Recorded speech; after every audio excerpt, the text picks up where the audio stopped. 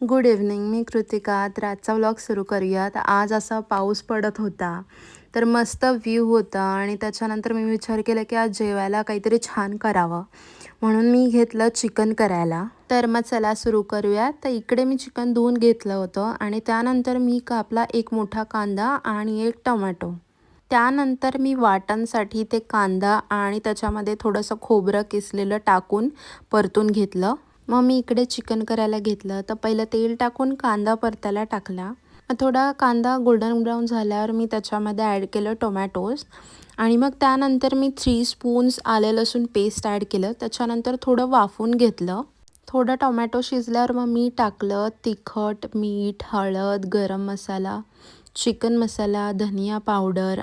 त्यानंतर मी टाकलं केलेलं वाटण आणि मग टाकलं चिकन. त्याच्यानंतर ते थोडंसं परतून मग मी टाकलं होतं गरम पाणी. तर असं झालं आपलं चिकन रेडी. तर ही रेसिपी तुम्ही नक्की ट्राय करून बघा.